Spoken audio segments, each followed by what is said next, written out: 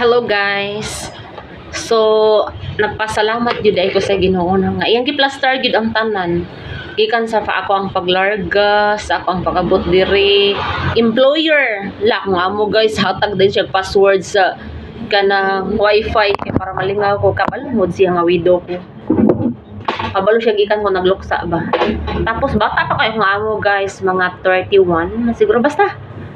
Ako early 40s na bi ako niya. Kuan diri sa sulod sa nag-duty man ko no, wala nang ko ga require og uniform. Simple ra gud siya nga butika. Oh.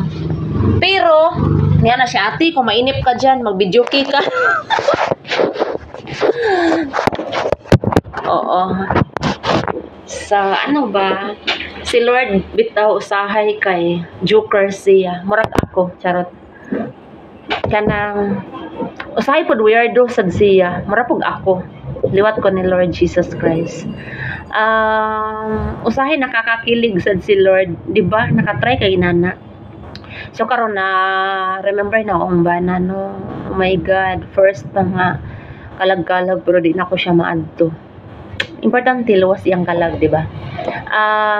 Kuan gahi akong kasing-kasing sa panahon nga nagbuhat mig desisyon ba nga para sa asa mi puyo ning anak ko nga dili ko ganahan og buwalan, di ko ganahan sa lugar namo ba. Maybe it's not all about sa lugar but it's all about me na ako'y trauma, na ako'y kuan kanang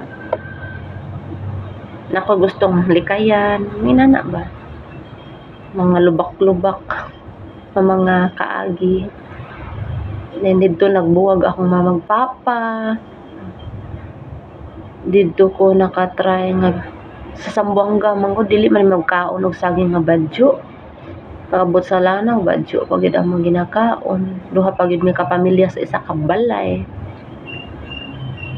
Tapos kuan gusto ko nga dili gid ko mabalik ditong lugar kay dito sad gid actually pagka fourth year nako nagubat ba.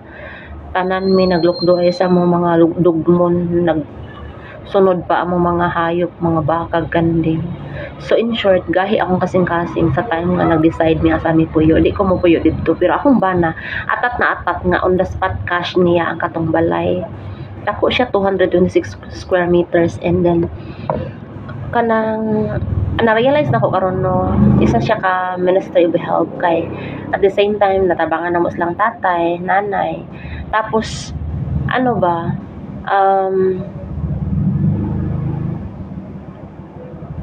nagalimapuyan nga namatay na ang upaw. Na-appreciate na ko si Lord and I'm not posting to brag. Kuan usahay kung dili ka maminaw sa Ginoo, malid ka into distraction. I wait sa may customer ako.